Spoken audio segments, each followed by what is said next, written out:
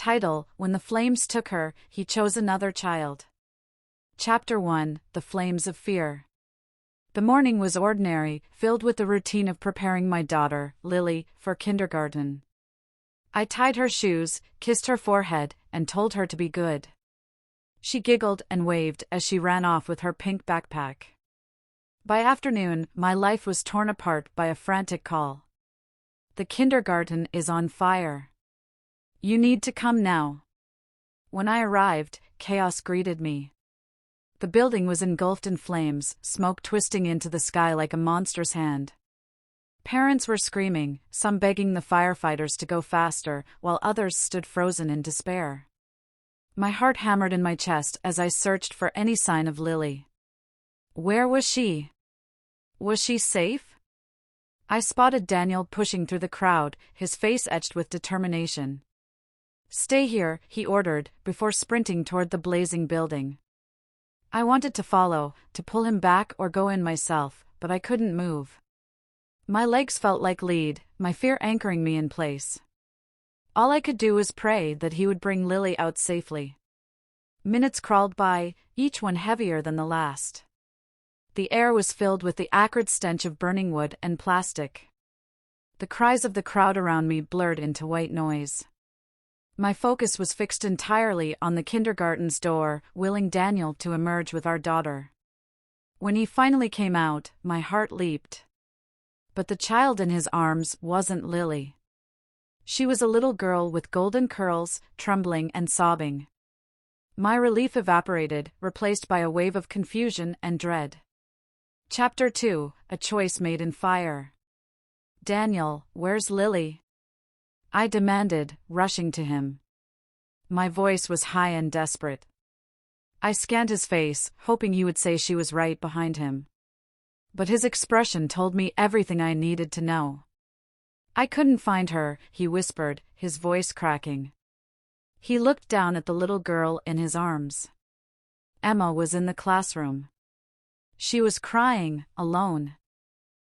He faltered, unable to finish. Emma. The name pierced through the haze of my panic. I turned to see Claire, Daniel's first love, running toward us. She grabbed Emma from his arms, her relief palpable as she hugged her daughter tightly. Thank you, Daniel, she said, her voice thick with gratitude. My knees buckled as the realization hit me. He had saved Emma. Claire's daughter. Not Lily. The little girl we had waited years to have. My lips trembled as I whispered, "How could you?" But before Daniel could respond, a commotion near the building drew my attention. The firefighters emerged with a stretcher. On it lay a small, charred body.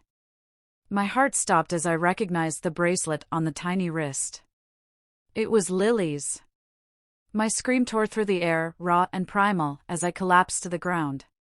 Chapter 3: The Weight of Loss. The days after the fire passed in a blur of grief. I couldn't eat, couldn't sleep. Every time I closed my eyes, I saw Lily's face, her bright smile, her infectious laughter. And then I saw Daniel, walking out of the flames with Emma instead of her.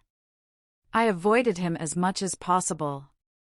When we did speak, it always ended in tears and accusations. You chose her over Lily, I spat one night, my voice trembling with rage. Do you still love Claire? Is that why you saved her daughter? Daniel's face twisted in pain. I didn't choose, he said, his voice breaking. I couldn't find Lily. Emma was there.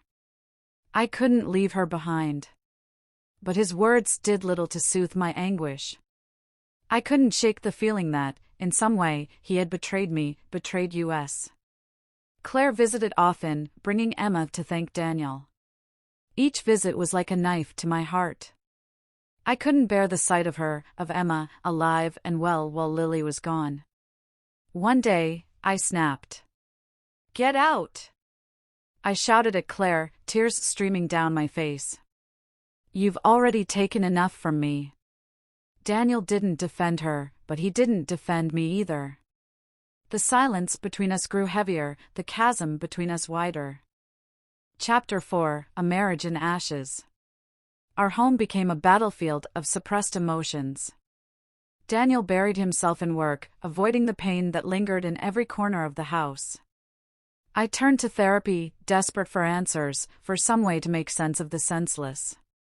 Grief can tear people apart or bring them closer together, my therapist said one day.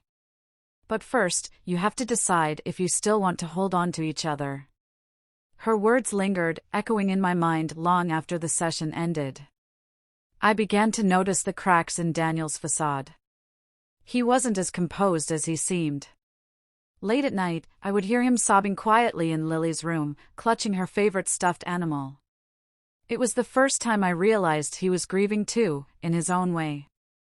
But knowing that didn't erase my anger. Every time I saw him, I remembered the moment he walked out of the fire, holding Emma instead of Lily. The image was seared into my mind, a constant reminder of what I had lost, and what he had chosen. Our arguments became less frequent but more devastating. Words were thrown like daggers, each one cutting deeper than the last. "Maybe I wouldn't have had to save Emma if you had been there," Daniel shouted one night, his face red with frustration.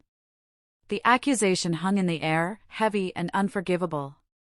Chapter 5: A Fragile Peace. Time, they say, heals all wounds. I'm not sure that's true. Time didn't heal the gaping hole left by Lily's absence. But it did dull the sharp edges of my grief, allowing me to see the pain in Daniel's eyes, the weight of guilt he carried. One evening, he sat me down, his hands trembling as he held mine. "Elise," he began, his voice barely above a whisper. "I know I can never undo what happened. But I need you to know that I loved Lily with all my heart. I would have given anything to save her." For the first time, I saw the depth of his remorse. It didn't erase the past, but it softened the walls I had built around myself. Slowly, tentatively, we began to rebuild. We created a foundation in Lily's name, dedicated to improving fire safety in schools. It became a way to honor her memory, to ensure no other parent would have to endure the pain we did. Though the scars of that day remained, we found a fragile peace. It wasn't the life we had envisioned, but it was a life we could live together. In the ashes of our grief, we found the strength to keep moving forward.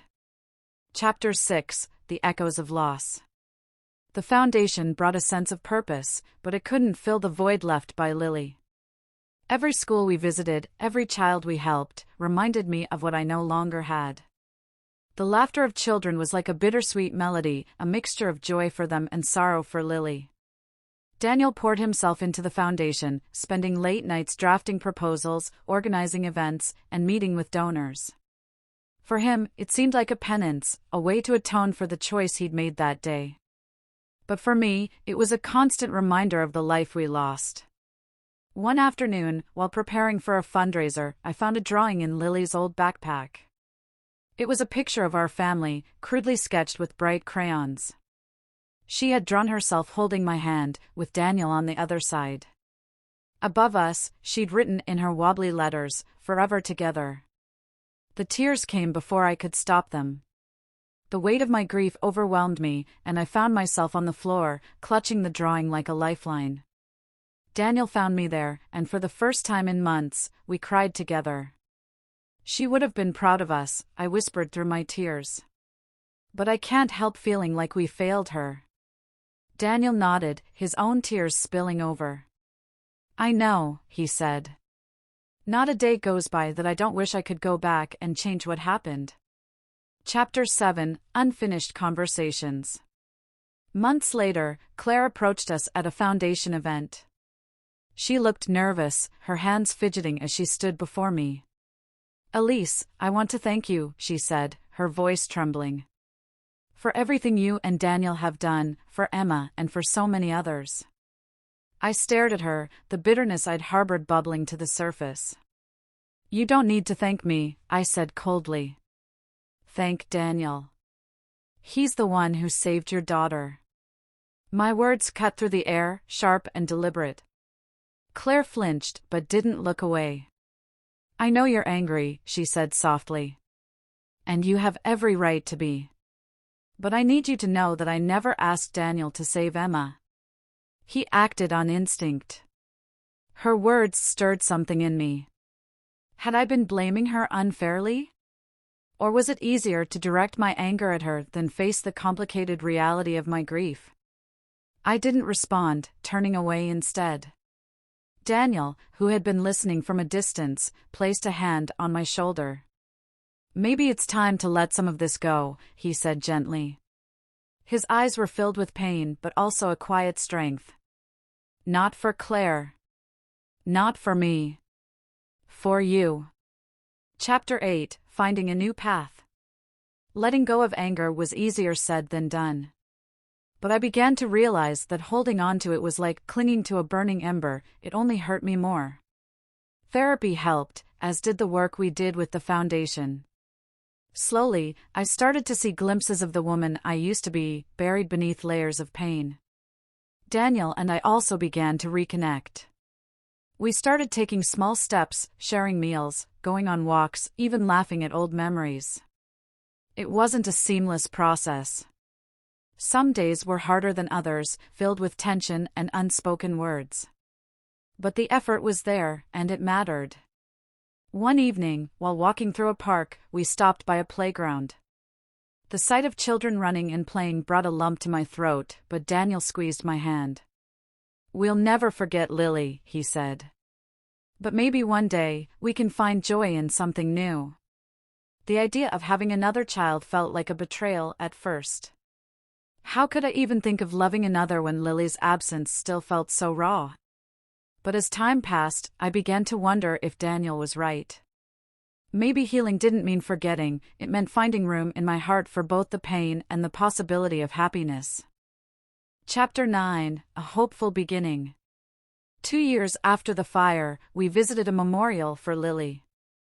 The foundation had helped build it, a serene garden filled with flowers, benches, and a small plaque that read, "In memory of Lily and the lives she touched." Standing there, I felt a mixture of sorrow and gratitude. As we held hands, Daniel turned to me. "Elise," he began, his voice steady. "I want us to keep living. Not just surviving, really living. For Lily, and for us." I nodded, my heart swelling with emotion. For Lily, I agreed. And for us. We didn't have all the answers, but we had each other. And for the first time in a long while, that felt like enough. Together, we took a step forward, ready to face whatever the future held.